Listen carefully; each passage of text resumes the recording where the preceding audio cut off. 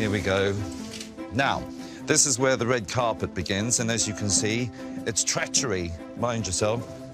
And that brings us to the backstage area. This is Strictly Come Dancing live. Joy of joy, my favourite thing. A feather fan. Look at that. Fantastic. Showbiz everywhere. And then we enter, and as you can see, we make our way down these wonderful stairs. And you can feel and breathe the electricity in the room. Dancer and choreographer Craig Revel Horwood is best known for his straight talking as a judge on the hit TV series Strictly Come Dancing. Going anywhere near a four, I think. You were mincing around that stage, darling, like we're in an episode of Some Mothers Do Ava. Craig has lived and worked in Britain for 26 years, but he was born in Australia. His father, Philip Revel Horwood, was an officer in the Australian Navy. My father, unfortunately and quite sadly, died just over a year ago. You know, all the questions I should have asked him about our family was too late. It really set my mind to thinking I'd love to know more. The only thing I really know are my immediate grandparents. My father's side of the family intrigued me the most because I think I got a few more traits from them, particularly my grandfather, Revel, and we called him Mozza, because he was such a character, a bit of a clown. And my grandmother, Fons, her real name's Phyllis, a very loving, a very quiet and unassuming lady. I only know that she was in an orphanage for some reason. I would love to know her family history. I often wonder, because I was the only person out of my family, really, to take up anything theatrical. I would love to know that there might be some entertainer or something like that in my past. I'm hoping to find out something wonderful about my bloodline. Maybe they did something amazing.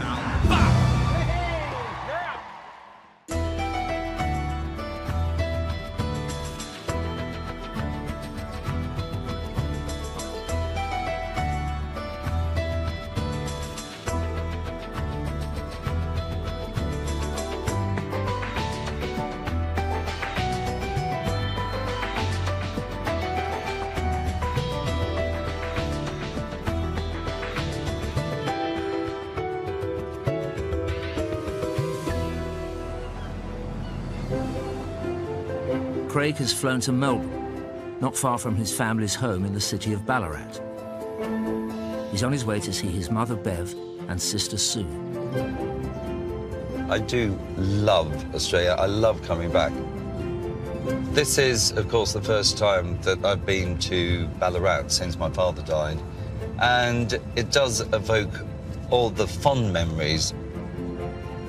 I have a wonderful sister, Sue, who has always been interested in family history and tree and all of that stuff. She's done a bit of digging around.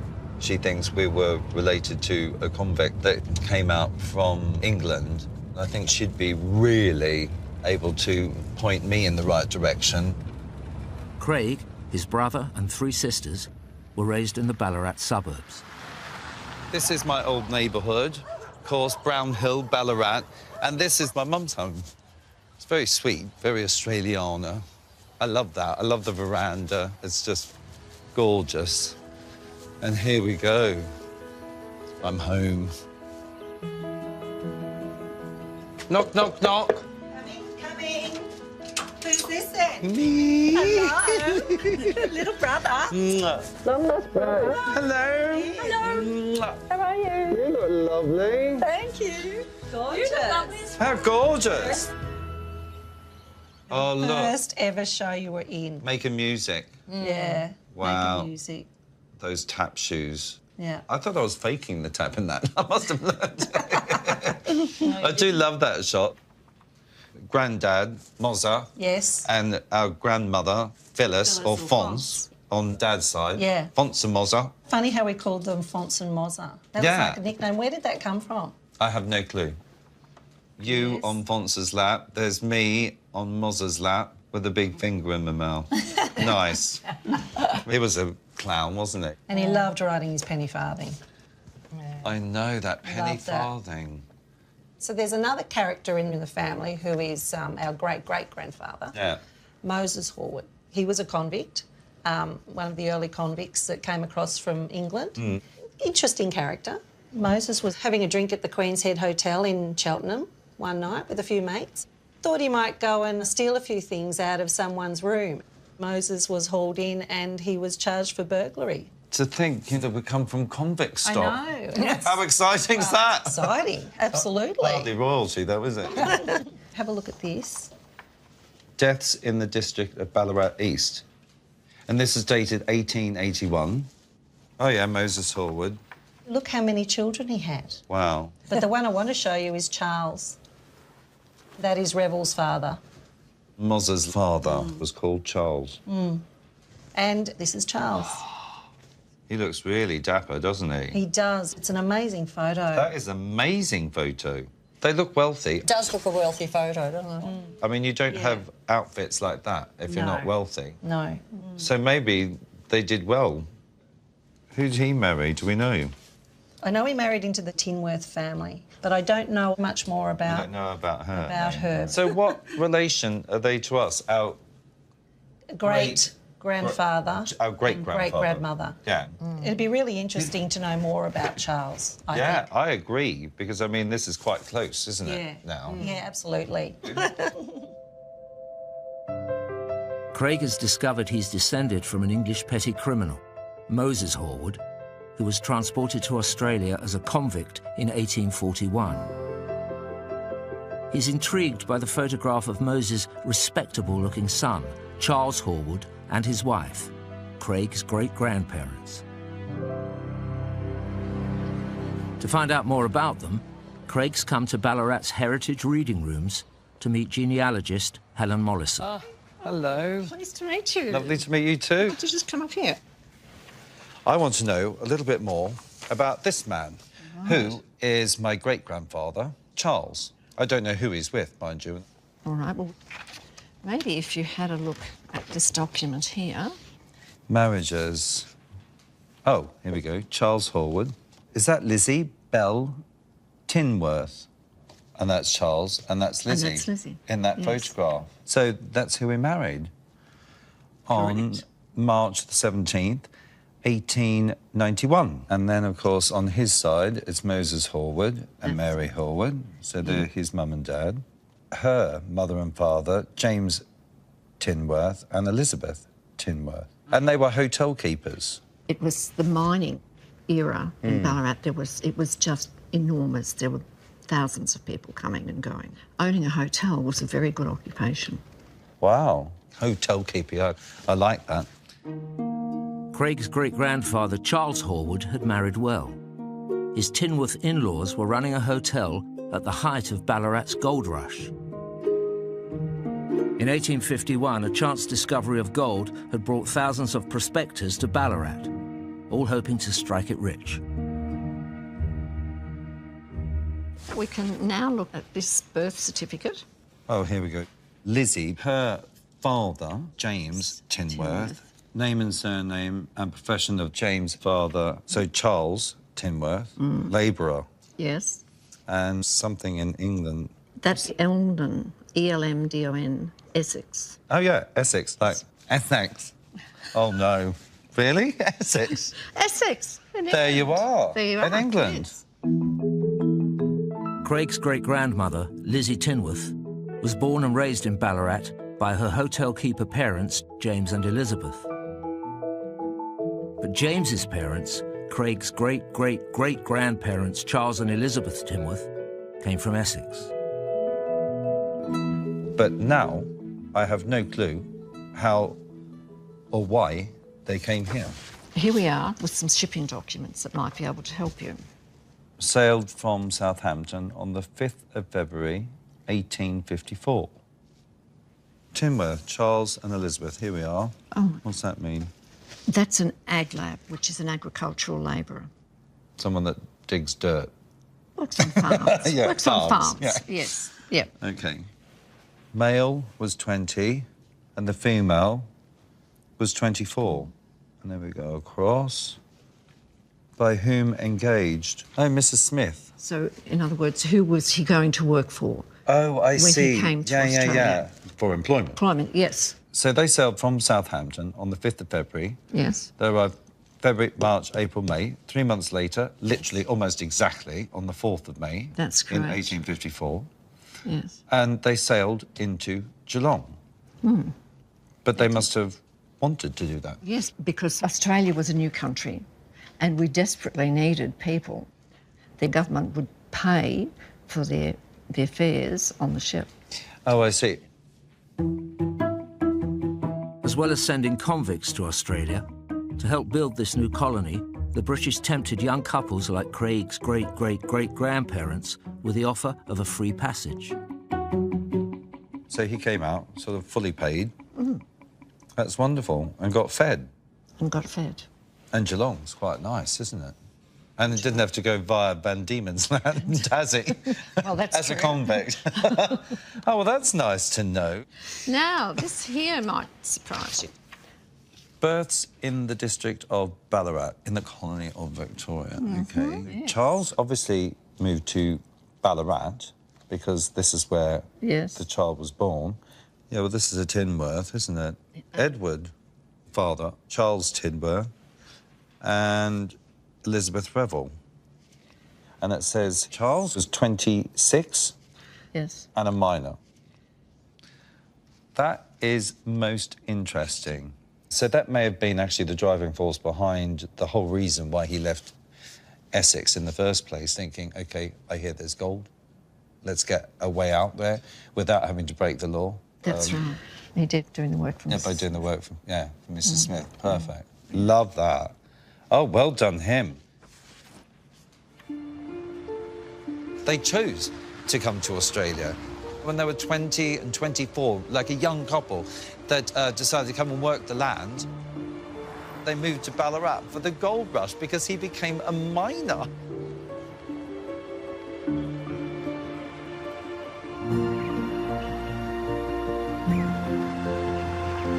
To find out more about Charles Tinworth's life as a miner, Craig's arranged to meet Dr. Claire Wright, an expert on the gold rush in the state of Victoria. It's lovely to meet you. Lovely to meet you too.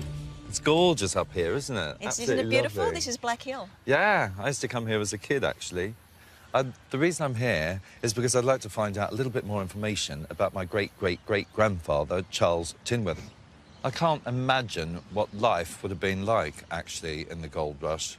When Charles and Elizabeth arrived here, they would have arrived to a tent city of about 40,000 people. Wow. So can you imagine everybody living under canvas, not just on 40-degree days with these northerly hot winds, but also in the freezing cold of winter? Yeah, snow. Well, I've lived through that. I've lived through the icy, freezing mornings, you know, when I was doing my paper round. Tens of thousands of miners like Craig's 3-times great-grandfather Charles brought their families to live in tents near the Ballarat goldfields. Crowded together with no sanitation, diseases like dysentery and typhoid spread quickly. Charles and Elizabeth were raising their 3 young children in these tough conditions. For the families that came out here, it was incredibly difficult. And Elizabeth herself didn't have it easy. We have the hospital records. Elizabeth Tinworth, She's 34 years old at this stage. birthplace Essex, of course. She has been hospitalised for a condition called menorrhagia, Menorrhagia. excessive menstrual bleeding, Oh, no. which may have been actually a miscarriage. She was in hospital for 37 days. That's a long time. Oh, my God, that would have been awful. That's really sad. I mean, you don't often think of that, do you? You think of people striking it lucky, striking it rich, great big gold nuggets, everyone's celebrating, and you forget the hardships that they actually went through. Claire has brought Craig to an area by the Yarrowee River, where his 3 times great-grandfather used to mine. Yeah, watch your step. Prospectors could get to work after they'd paid a licence fee to the government for what was known as their claim. Charles would have been entitled to a 12-foot claim. So it's not a large piece of land, 12 by 12. No. In terms of the kind of mining that Charles would have been doing, this gives a really good indication of what it would have looked like on the banks of the creek. But there is an awful lot of equipment. That's right. So every miner would have had to purchase that equipment and bring it out here. Hot, heavy, labour-intensive work, not for the faint-hearted. At the start of the Ballarat gold rush in the 1850s, miners could find loose gold close to the surface of riverbeds and creeks. They'd dig here, using pans and cradles to separate the dirt from the precious metal. After all of the sand and the rock has been dislodged and poured away, then what's left is Gold! those Yeah, the flecks of. the flecks of gold left at the bottom. Wow. It's a lot of hard work for what seems very little reward. It begs the question, did Charles strike it lucky and rich? Have a look here. This will show you what actually happened to Charles and Elizabeth. Oh, OK. Insolvency jurisdiction. This is 1865. It's a little hard to see there. Charles Tinworth. Charles is filing for bankruptcy. Oh, no. The details actually give us a pretty good indication of what's going on in Charles and Elizabeth's life over that 10 years. Grocers. Oh, that's what they owe them. Oh, grocery goods, 38 quid and 10. Butchers, 17. Bread, boots. And this one. Oh, dear. Medical. Medical attendants. Attendants. Look at the price 18 quid. That would have been a fortune. Oh, what's that? Cash loan. lent. Oh, God. Borrowing cash. More cash, another like £10, another £5. So here, James Tinworth lent him £10. Oh, so this James is his brother. and Joseph. Also his brother. So we had 2 brothers here in Ballarat. Wow. I mean, when you look at this, the whole total is £107.49. I mean, what on earth would that be in today's money? Well, it's a lot of money. I mean, it's roughly between £8,000. Clearly, he knew he had no way of being able to pay this off. Yeah. And then just had to go into bankruptcy. And start again. What a nightmare. What on earth happened to them? Charles and Elizabeth, I was particularly moved by it, actually, because I thought, you know, that they were real, well, what we would call here Aussie battlers. You know, they really battled on until they could battle no longer. But, you know, good on them for trying. I think that's something to be definitely proud of and something that I can relate to. I'm hoping there is only one way on the Wheel of Fortune when you're down on it, and that's up. So I'm hoping the next part of the story might lift me up out of this little bit of glumness I feel today, you know, about their lives. After a decade searching for riches in the goldfields, Charles Tinworth had lost everything. To find out what became of his 3 times great-grandfather after his bankruptcy, Craig has come to the old mining exchange to meet historian Joan Hunt. Hello. Hello, Craig. Pleased to meet you. Lovely to meet you too. Come with me. I've just recently discovered that my great-great-great-grandfather, Charles Tinworth, and his wife Elizabeth became bankrupt after 10 years, bless them, of mining. I just wondered if you knew anything about that. Well, I know that they became bankrupt in 1865, and you might be interested to read this follow-up. Yeah, that was 1865. So this is from the Geelong Advertiser, Thursday, April the 29th, 1869. Before His Honour Judge Forbes, Commissioner in Insolvency. The following is a list of certificate meetings. William Valls, Ballarat, Thomas Hanson, Charles Tinworth, here we go. So, what's that mean? 4 years after he became insolvent. Yeah. He has now been cleared and has a certificate, so he's now okay. So, Oh, that's good. So 4 years later. yes. Wow. What did he do for 4 years? We do know that the two brothers, James and Joseph Tinworth, were with Charles, and they had started mining together. Interesting. By the late 1860s, when Charles joined forces with his brothers, most of the gold near the surface of the riverbeds around Ballarat had gone. Like other prospectors, the Tinworths had to invest in more equipment so they could mine deeper into old, buried riverbeds. They really got to a point where the buried rivers were being depleted, so it's very likely that maybe in 6 months or maybe next year, that will be pretty well worked out and they're going to have no more gold. What a life. They had a lot of ups and downs. Yeah, they didn't did. They really, really did. 20 years after gold was discovered in Ballarat, the boom was over, and by the early 1870s, many miners had left. Those who stayed moved into a more dangerous and costly type of mining. They wanted to get at gold buried deep in deposits of hard quartz, a common mineral in rocky higher ground. Craig wants to know if his 3 times great-grandfather and his brothers took to this new type of mining. He's come to the White Horse Ranges on the outskirts of the city to meet mining scientist Curtis Noyce. Hello. Oh, Craig. Yeah. Curtis, how are you? Curtis, lovely to meet you. So I hear you're chasing some information about your family. Yes, I am. Well, actually, I've been doing some research into the area and see if the Tinworths did have any success with their mining. This is a map just showing you how much activity actually occurred underground.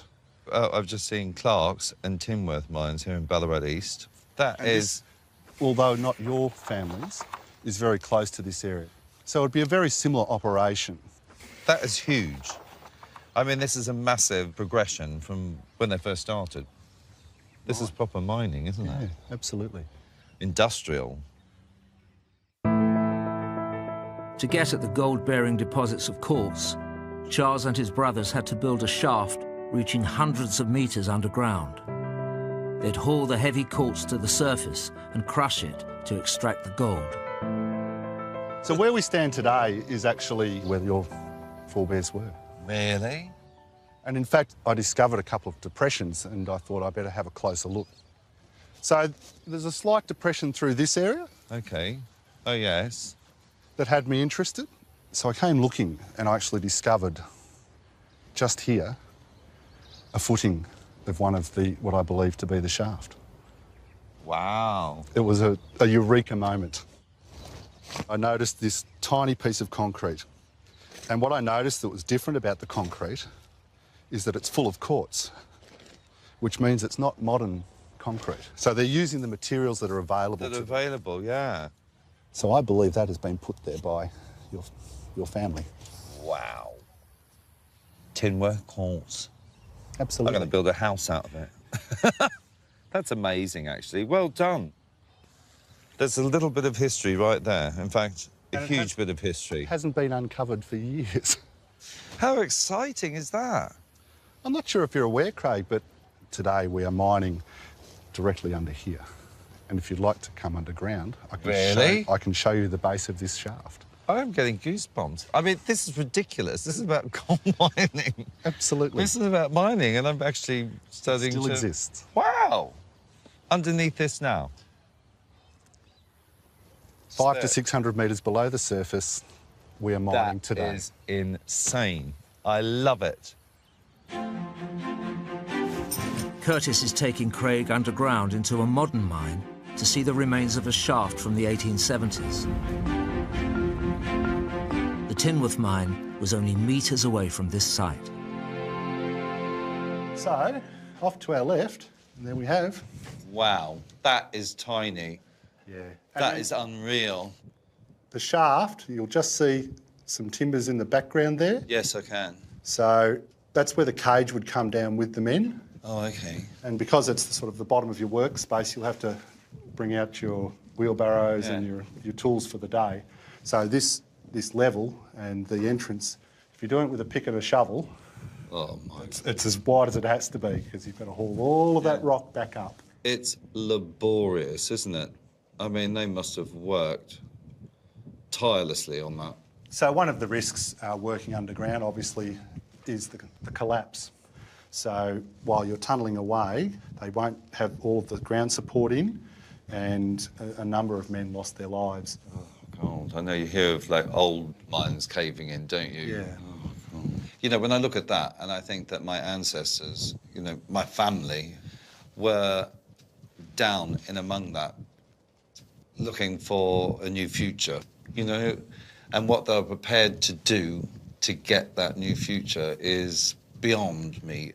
Living on a pipe dream, you know, living on... With no guarantees. With no guarantees, and it's just It's a incredible. big commitment. Yeah, a massive commitment. I mean, you're risking your life just for a better future. Curtis is taking Craig a further 400 metres underground, where miners are still extracting gold from quartz today.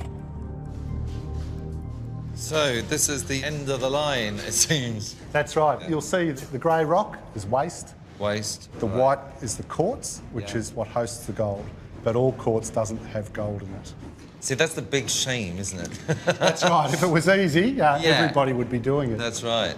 So, what did they do in the old days then? So, to reduce your work effort, they'll be chasing what was often referred to as an indicator. In fact, Charles's son, Edward, was looking at the minerals quite closely and trying to identify the correlation between certain minerals in the rock and the gold-bearing quartz.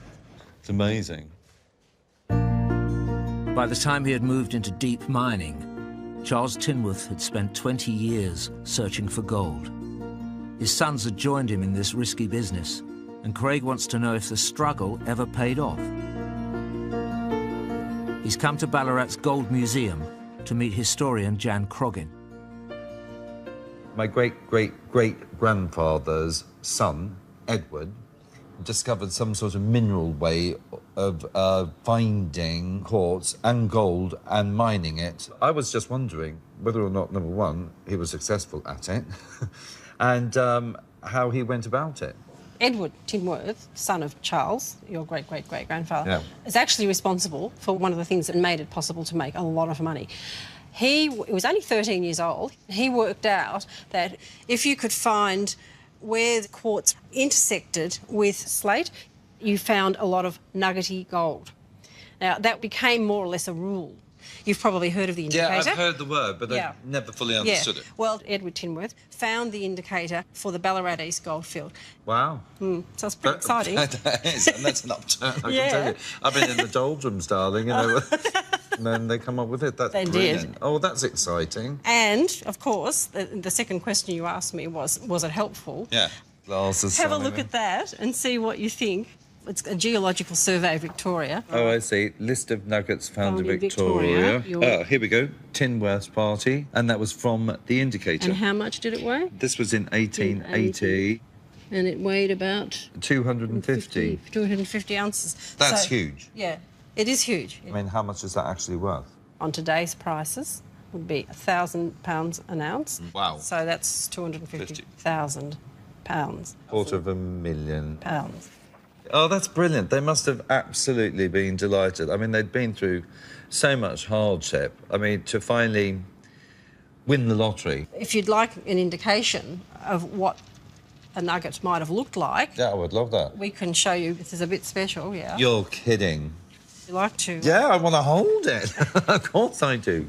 This nugget, have a feel, 29 ounces. That is really, really heavy. It's amazing. It's gorgeous, isn't it? The one that Tinworth found, the 250-ounce nugget, is about 9 times bigger than that nugget. I mean, there's stuff that dreams are made of, Absolutely. isn't it? Seriously. Obviously, they must have gone on and are finding nuggets and all of that stuff, but please don't tell me it all ends in disaster. My stomach couldn't take it, darling. My heart couldn't take it. What happened next? If I could put before you this... The last will and testament of Charles Tinworth. The said Charles Tinworth had at the time of his death real property in the state of Victoria not exceeding in value the sum of £7,820 and personal property in the said state not exceeding in value the sum of £13,615. So around £21,000 on current prices today, probably £1.5 million. So he died a wealthy man. Yeah. And if you read a this... millionaire. That's right, it is really. Well done him. What What did they do with it? What did they do with it? If I can find you... Can you read that where it starts there?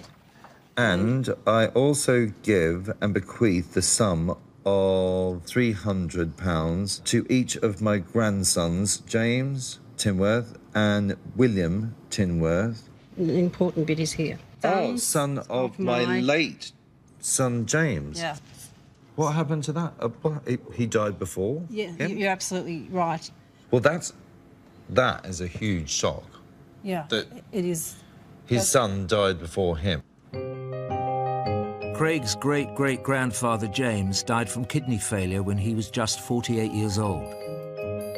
His father Charles, who outlived him, left his huge fortune to the remaining living children. He also left money to James's sons, but not his daughters, including Lizzie, Craig's great-grandmother. The thing that sticks out in my mind at this juncture is the fact that Charles,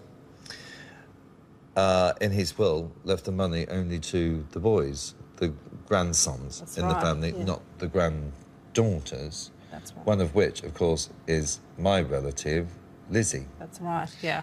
Your family didn't inherit the Tinworth fortune. Yeah, the Tinworth huge wealth Damn. and fortune. So, Yes. what a shame. That's just truly unbelievable, isn't it? It's a really sad twist of fate. Wow. And particularly sad because we have discovered that the Tinworth mine, between 1871 and 1909, when they closed it down, they actually found 30,000 ounces of gold, which would be roughly worth, on current prices, about £30 million. So, yeah, it was... Lizzie! Don't you just hate history? Yeah, pretty disappointing. No, it's great. It's amazing, really. It's amazing.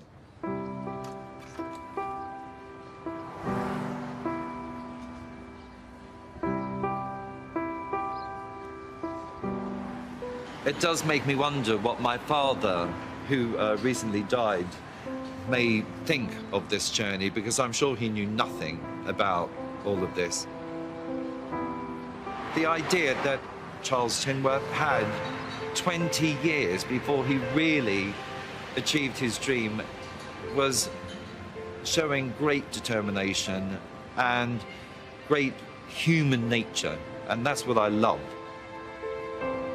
And my dad, I think, would be so proud of his forefather in that way too. I just wish that he was here now to see all of this, you know. That would be good.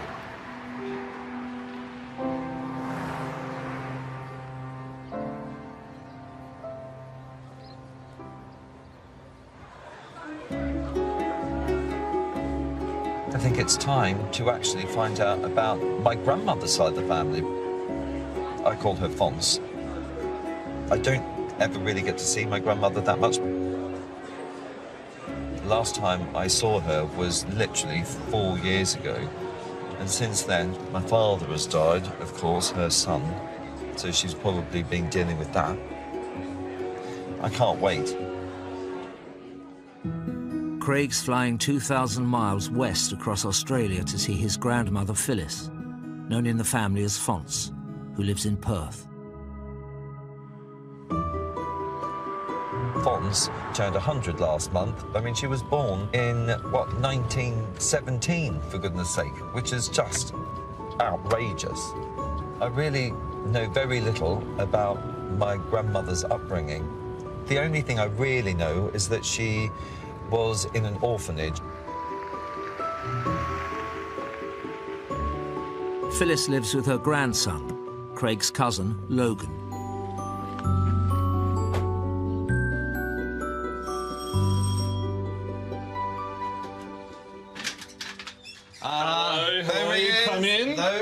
So good to see you. A lovely long time, eh? Oh, come in. You're Come looking in. well. Thank you, and you. Gorgeous. Come in. Oh, look. Here we are. It's been ages since I've been here. A couple of years, I think. Oh, it's the Queen Mother herself, darling. Sure. Oh, Let me my bow down before you. Oh, thank you, darling. How are you? How are you? Oh, isn't it lovely to see you? It's lovely. Oh, that's You lovely. look fantastic. Thank you so It's very lovely much. to be here.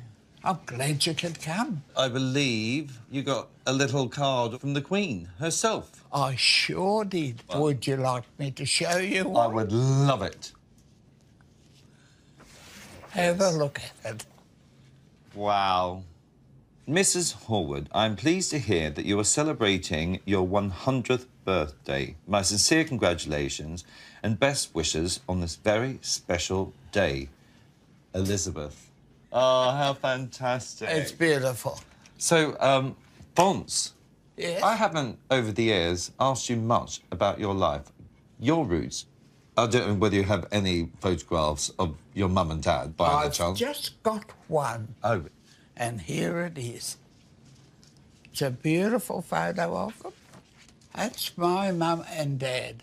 oh, That's Julia, and that's Harry. she was gorgeous. She was. He she is was- very striking as well, isn't he? Really He's very square small, jawline. Wow. Strong-looking man, like a Yeah, he lion. looks like a rugby player. Yeah. My mother, I was there the day she died. She had the baby at 9 o'clock, and that was it. Your mum died of childbirth, was it? Yeah, she died of childbirth. 9 children, Boy. and she died at 40. When my mother died, I think they all got together, and I thought they decided what they were going to do. After a big discussion, they decided they'd take us to Emmerville. Went to the aunties and the uncles, and they had us for about a month. And I suppose we got too much for them. And so, what did they decide? Decided to put us in the orphanage. What was life like at the orphanage that you can remember? It was rigid, it was regimental, but glory be, Christmas Day was the best day of the lot. Christmas Day. It was the same routine, up at 6 o'clock in the morning and down to Mass at 7. You come out into the dining room for breakfast. There, on your plate, was one sausage. One sausage. Believe it or not. You could pick it up in your fingers and you could sit and eat this sausage. Isn't that incredible? What a fantastic story. It was unbelievable. They fed us, they clothed us, and they educated us. What more could we ask? Yeah. And that was because your dad couldn't do Yeah, that that's for because you, my could dad couldn't do it. No. Well, He would after- never have been able to have looked after all of us. Is there any more information that you have about your dad? I've got his birth certificate. Wow. If that would be a thing. Yeah, help come to on. You. Okay, here we go. he? October 5th, Is that 91? 1871. 71. Yep. At Clairvaux Station near Emmerville. On a station? He was born on a station. What, a platform? No, a sheep station. No one's laugh. So where they run the livestock. Okay. You've Oh, got, there's the father's name, Yeah. occupation, age and birthplace. you've got that? That's, what, Harry? Yep. Harry Shaw. 31 years. Ashton-under-Lyne, England. Ashton-under-Lyne. England. British too. Ashton-under-Lyne had a big industry of cotton mills, and that's originally where he worked. Wow. So, okay. I would love to know what you might remember about your grandfather, Harry Shaw. I might have a photo of him. That's him. Ah, this is Harry. Yeah. That's my grandfather, but I don't remember him at all. Do you know anything about Harry? Well, he worked all around the North New South Wales area and obviously around this station where his son was born, this Harry. He was referred to as Harry Macklin Shaw. Amazing. Oh, that's exciting, isn't it? It's very exciting. Thank you. Thank That's you, all Franz. right. Thank you. Craig's discovered that his great-great-grandfather, Harry Macklin Shaw, was another Englishman from the cotton mill town of Ashton-under-Lyne, who came to Australia to work on a sheep station in New South Wales.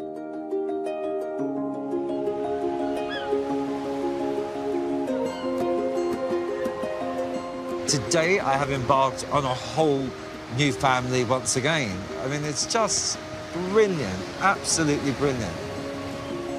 I was really surprised to find that my grandmother's side of the family, the Shaw side of the family, came from northwest England, up near Manchester. Harry Macklin Shaw, my great-great-grandfather, was living in the north of New South Wales. I mean, I've never been there.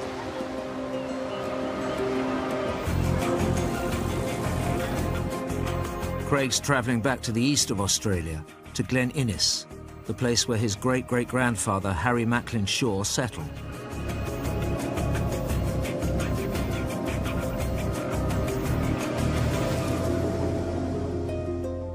He's come to the sheep station where Harry used to work. Local historian Bill Oates has been looking into Harry's life here. Good morning, Craig. Good morning, Bill. I'd like to know about this man, who was my great-great-grandfather, who came out from Greater Manchester, and his name is Harry Macklin Shaw.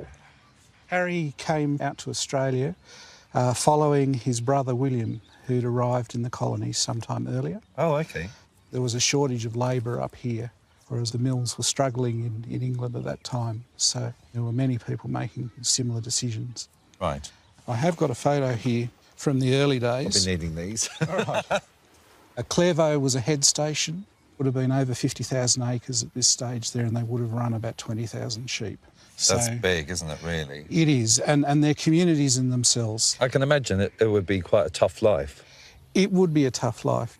It's also interesting to note that there's still a pretty good social life that goes around here as well. OK. And probably a good time to show you this one here. Oh, the Oddfellows Ball. This is from the Glen Innes Examiner, Tuesday, November the 23rd, 1880. The Oddfellows gave a grand ball in Ezzy's large hall in the evening, at which there were about 70 couple present. That's quite a lot of couples, isn't it? It is, it is. For a little ball. Yeah. The Glen Innes String Band presided and discoursed some very sweet music. We were greatly struck with the uniform manner in which everything in connection with this ball was carried out, which was certainly due to the untiring energies of Mr. H. Shaw, who officiated as MC. Dancing was kept up till daylight. He was an MC, a master of ceremonies. If you're going to have a party, you've got to have it running till daylight. Well, you do, don't you, I suppose? That was brilliant. Wow. Yeah. So he was emceeing this whole thing. So he was obviously some, you know, sort of out there type performer in a way. Yes. Well, had a personality that could sustain that. Oh, for a community. That shows through. That shows through. When you consider someone as a labourer, you wouldn't think that there's no business like show business. But if you consider that he was master of ceremonies at local dances, they had to have some sort of showman in him. And he must have had a little bit of, you know, chutzpah and verve, and that's what I love. Craig wants to find out more about his extrovert great-great-grandfather, Harry. He's come to Glen Innes's History House to meet archivist Eve Chappell. Craig, Eve Chappell. Hi, lovely to meet you. Now, Eve, I was just wondering about my great-great-grandfather, Harry Macklin Shaw, and whether or not you had any other information on him at all. We do have.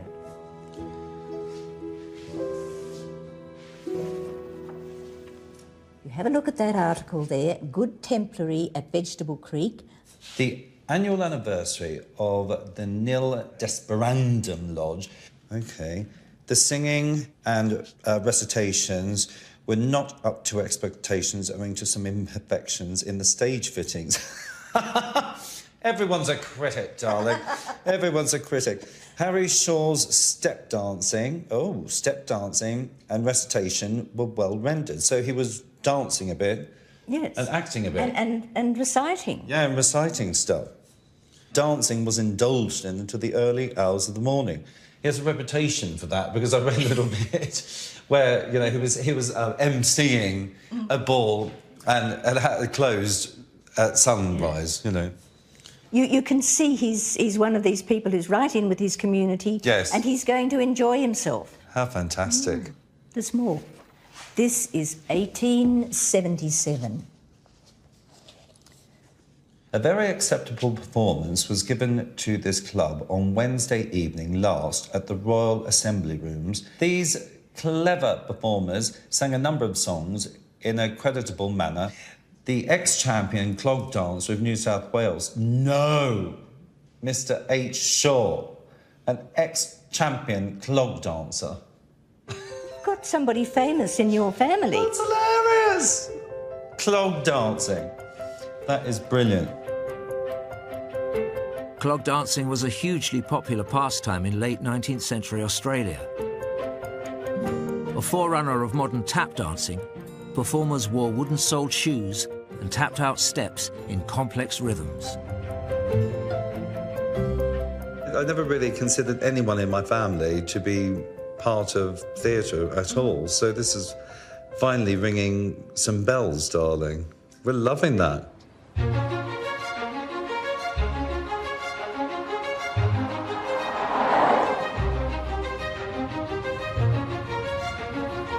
I'm really intrigued about old Harry getting these clogs out and dancing around.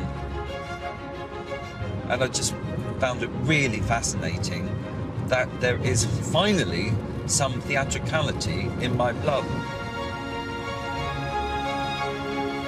Craig knows that his great-great-grandfather danced in Emmaville. He's been put in touch with local historian Anne Fairbanks. Hello, you must be Anne. I am. Hello, Craig. Welcome to Emmaville. Oh, lovely. This is lovely, isn't it? Sweet little town. I'm here to actually find out a little bit more about my great-great-grandfather, Yes. Harry. And I thought I had to absolutely come here to see where he performed. You may be interested in this a little bit. Oh, the Sydney Morning Herald. That's a big old paper, isn't it, darling? That's like a proper one. Yes. Challenge. I, Harry Macklin, am open to dance any man in Australia at hornpipe dancing for 20 quid.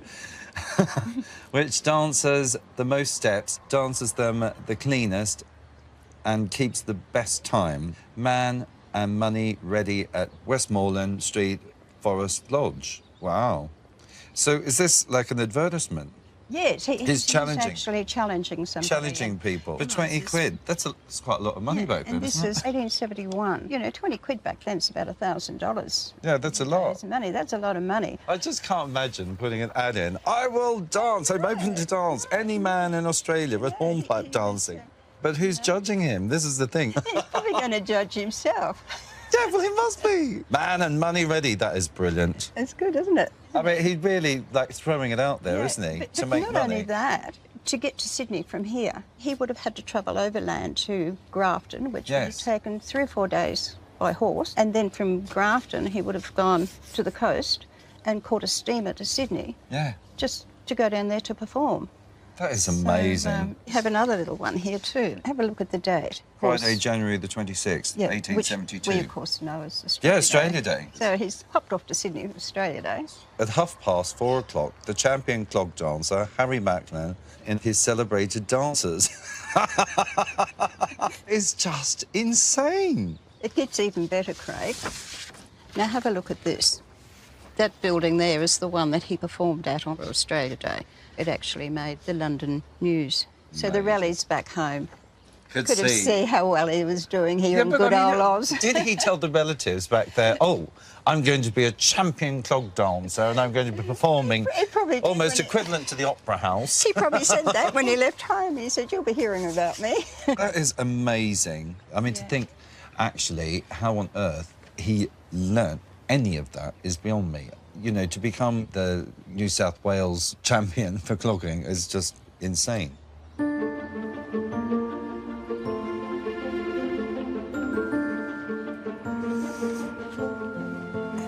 What I find interesting in the parallel that I can draw is he moved from this, you know, sleepy town of Emerville. He went to the big smoke to make it.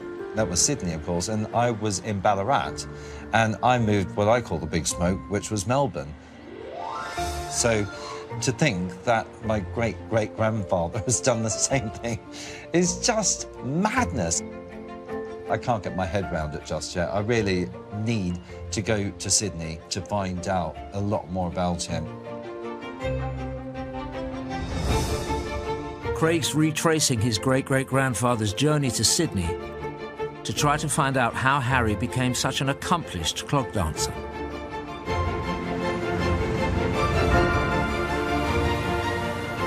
Craig's come to meet music and dance expert Heather Clark. Hello. Hello. Must be Heather. Yes, Hi. you must be Craig. Lovely to meet you. Lovely to meet you too. Have a seat. Oh, thank you. I have come all the way to Sydney to discover a little bit more about my great-great-grandfather, Harry Macklin Shaw, who Yes. I have discovered became a bit of a clog dancer. And I'm just thinking, where on earth would he learn it? Where would he practice it? And all of those sort of things. Clog dancing developed in the north of England. The story is that they mimicked the rhythms that the machines were making. Well, that makes sense. Cotton mill workers wore wooden-soled clogs because of the damp mill floors. The rhythms they tapped started as a way to keep warm, but developed into a popular new style of dance. When he came to Australia, he still would have been in the community where people were dancing, and he would have picked up more steps. You know, you see a step you like and go, oh, we'll have that one. Yeah, that's true. You know, you sort of build on it. And there's also accounts of people like shearers and miners. They would take a little board with them, so when they had a break at lunchtime or whatever, they would practice their steps. They're not set routines. Well, you improvise, don't you? Like they That's did, right. I suppose, on the streets of New York. For Yes. tap dancing, you put a board down, you get That's the taps out. exactly and the same tradition. Yeah. I have heard references, of course, to Harry, you know, that he became New South Wales champion. I actually have something here, which is hugely significant, not just in your family, but in Australian dance history as well. Darling, need my glasses. What's this? Born 5th of July, 1840. Oh, Ashen Underline. Yes. Harry M. Shaw, champion of Australia. Is it Australasia? Yes. Australasia? Wow. So he Clog must have been dancing. fabulous. This is the 5th of October, 1871. Wow. That is extraordinary. That is something, isn't it? It is. That is amazing. It is. It's fabulous, isn't it?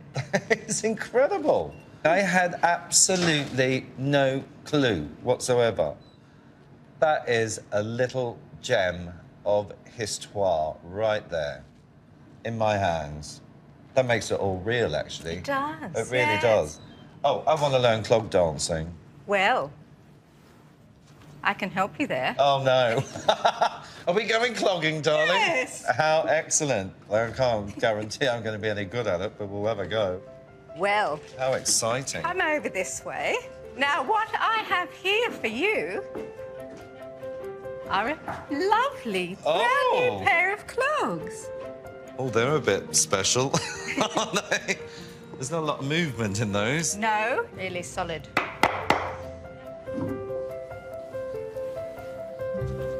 I'll sling them on. Oh, they are solid as... Not only are we going to dance, but we're going to dance to live music. Wow. So here they come. Oh no, here they come. So if you're competing, you'd probably stand with your back to your musicians. So it's the break, it goes step, shuffle, step, step, shuffle. Step, one. shuffle. Yep, that's it.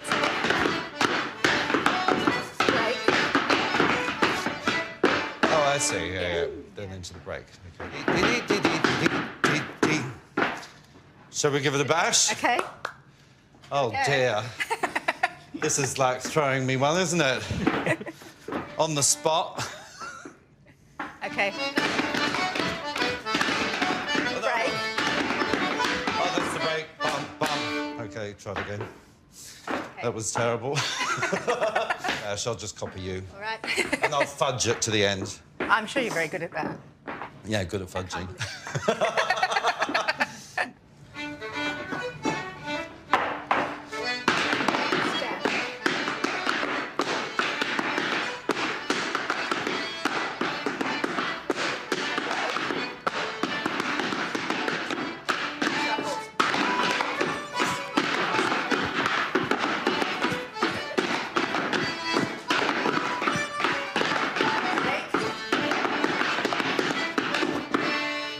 Good. Well done. Nailed, darling. Yeah. Plenty of nails in there. These hurt. Thank you, darling. That was fabulous. I'll practice that. I'll take these away. Yes, they're yours. Oh!